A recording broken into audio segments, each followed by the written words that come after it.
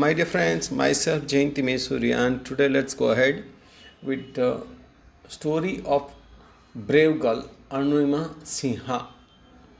તો the very first scene એનું જે છે કે એને બતાવેલું છે એનું જીવન કેવું સંઘર્ષમય, કેવી રીતના એણે સંઘર્ષ કર્યો, કેટલો સંઘર્ષ કર્યો, તો એ વિશે આપણે જાણીએ, સમજીએ કે very first scene of it. The very first I head started dozing, એટલે જેવું પેલું એક્સિડન્ટ થયેલું ને તો એમાં એની પરિસ્થિતિ કેવી આવે છે, કેવી એનો અનુભવ થાય છે તે જુઓ, કેવી કપરી સ્થિતિમાંથી એ પસાર, એટલે એને એમ ઊંઘ આવવા માંડે, એમ એ બેભાન અવસ્થામાં આવવા માંડે એમ. અને my eyes were closed but my mind was awake. એટલે જેવું પેલું એને જે એક્સિડન્ટ થયું ત્યાર પછી શું સ્થિતિ આવે કે પહેલી એની આંખ એની બંધ થઈ ગઈ, પણ એનું મગજ છે ને એ જાગૃત હતું, મેન્ટલી એ જાગૃત રહી. I remember someone saying that Bareilly would come after some time. મને હજુ યાદ છે એમ કે હજુ મને પેલું કોઈ બોલતું હતું કે હવે પછી બરેલી આવી રહ્યું છે એમ, કે હજુ યાદ છે. I was in deep thought when I felt a hand tugging at my gold chain. અને હું બહુ ઊંડા વિચારમાં આમ ગરકાવ થઈ ગયેલી હતી, અને એ સમયે ઓચિંતું બહુ ઝડપથી કોઈએ મારી ચેન ખેંચવાનો પ્રયત્ન કર્યો, એમ એનું અનુભૂતિ મને થઈ એમ. A girl's sixth sense is always her best companion. અને આપણે એ જાણીએ છીએ કે કોઈ પણ છોકરી હોય એની સિક્સ્થ સેન્સ હોય છે અને એનામાં એક આમ અનોખી અજોડ એક સિક્સ્થ સેન્સ જેને કહેવાય કે એક વિલક્ષણ સમજ હોય છે એમ. એને તરત ખ્યાલ આવી જ જાય કે આ શું કરે છે, કોણ શું કરે છે. I instinctively opened my eyes and saw 4 or 5 young men around me.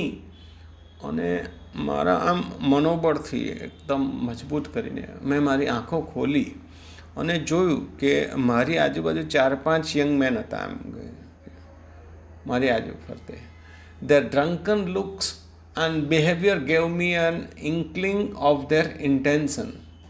હવે એ બધા કેવા હતા, એ લોકોનો દેખાવ કેવો હતો, પીઢેલા હતા, જાણે પીઢેલા હોય, નશામાં હોય એવા હતા. અને એમનું વર્તનથી એ દગાઈ ગઈ, એમનો ઈરાદો એ પામી ગઈ કે આ કંઈક ખોટું કરશે.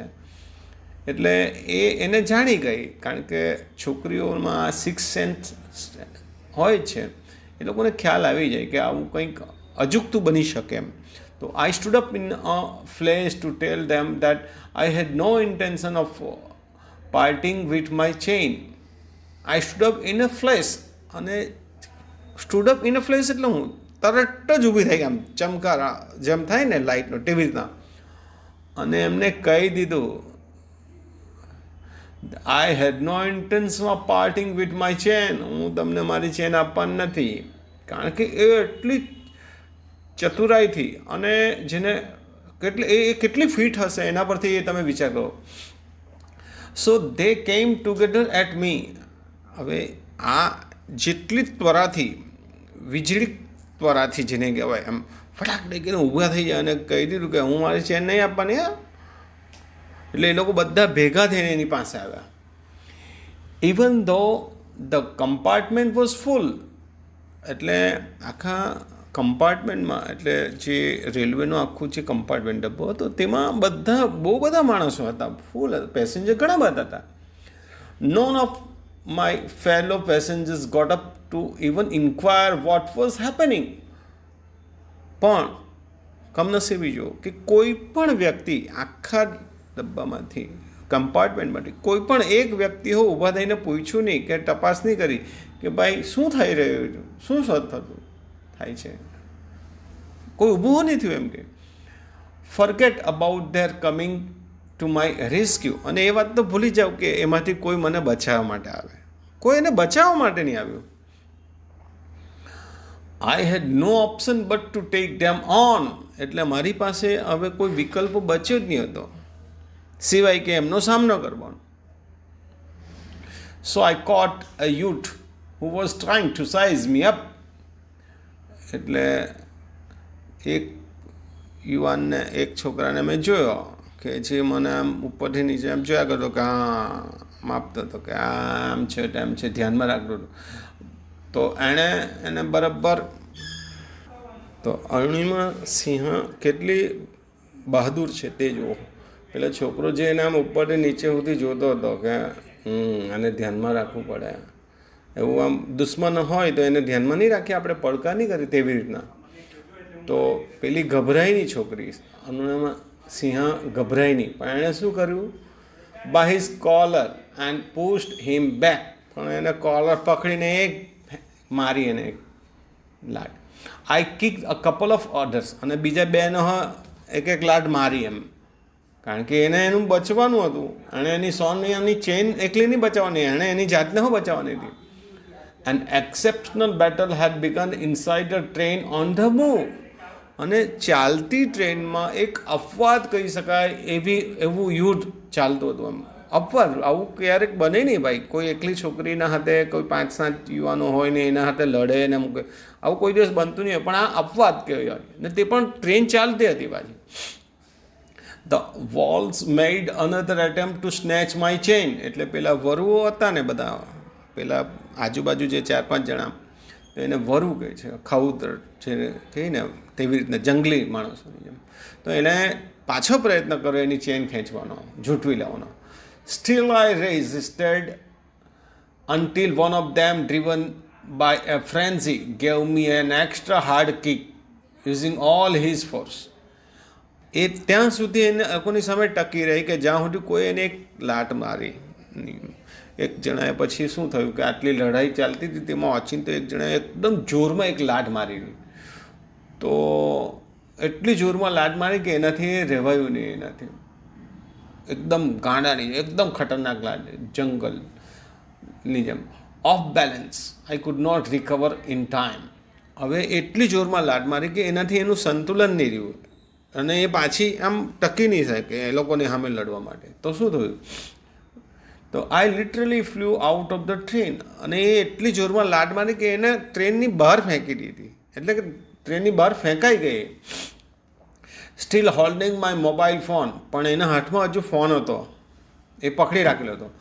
I was mid-air when I flew right into another train moving on the next track. એટલે તમે વિચાર કરી લો, ચાલુ ટ્રેનમાંથી કોઈને લાટ મારીને ફેંકી દીધી ને બીજા સામેના ટ્રેક પર પણ ટ્રેન આવી રહી હતી, તેમાંથી એ અથડાઈ. આઈ વોઝ મિડ-એર, હવામાન, when I flew right into another train moving on the track next track. તમે વિચાર કરો કેટલું ભયાનક લાગે. ખાલી ફિલ્મોમાં આપણે જોઈએ તો પણ આપણને બીક લાગે એવું છે, પણ આ real. My body hit the moving steel. અને એ જેવી પડી તો પેલા લોખંડ પર એનું શરીર અથડાયું. મૂવિંગ સ્ટીલ, તમે વિચાર કરો, ચાલુ ટ્રેનમાંથી માણસ પડી જાય, એને વાગે અને લોખંડ વાગે પાછું. And rebounded to my train. મતલબ કે એ ફંગોળાઈ ગઈ આખી મારી, એની જે ટ્રેનમાં હતી તેનાથી બહાર નીકળીને. હવે તમે વિચાર કરો, આવામાં કોઈ લાટ મારીને ફેંકી દે ચાલુ ટ્રેન, તો એની પરિસ્થિતિ કેવી થઈ જાય. This ping pong must have continue for several seconds before gravitational force pulled me down. એટલે આવું આમ ફંગોળાતી રહી એમ, ધડામ ધડામ ધડામ. અને એવી થોડીક સેકન્ડ સુધી, જ્યાં સુધી પેલો ગ્રેવિટેશનલ ફોર્સ એને નીચે નહીં પાડે, એટલે નીચે નહીં પડી જમીન પર, ત્યાં સુધી એ ફંગોળાતી રહી. તમે પરિસ્થિતિ જો કેટલી ભંગ. Despite my efforts my left leg fell on the track. મેં પ્રયત્ન કર્યો તેમ છતાં પણ મારો ડાબો પગ ક્યાં પડી ગયો, ટ્રેક પર પડી ગયો. Net, that was the sound of my leg letting chop. અને જેવો મારો પગ એના પર પડી ગયો, તરત જ ખેંચીને કપાઈ ગયો પગ, એમ કહે. That was no one to my There was no one to hear my intense scream. અને ત્યાં કોઈ નહીં હતું મારી એકદમ ભયાનક ચીજ સાંભળવા માટે. એટલે માણસનો પગ કપાય તો શું હાલત થાય. આઈ લે મોશનલેસ ફોર અ વાઇલ, થોડીક વાર તો હું નિશ્ચિત અવસ્થામાં પડી રહી ત્યાં એમ કે watching the red tail light of the train until it dimmed and faded into the darkness then ફેન્ટેડ.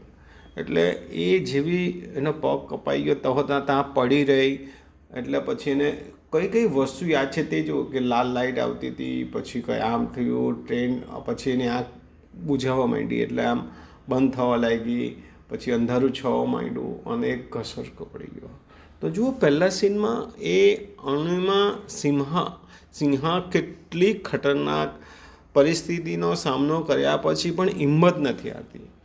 તો એ પહેલું સીન છે. હજુ તો આ મિત્રો અહીંયા આપણે સ્ટોપ કરીશું.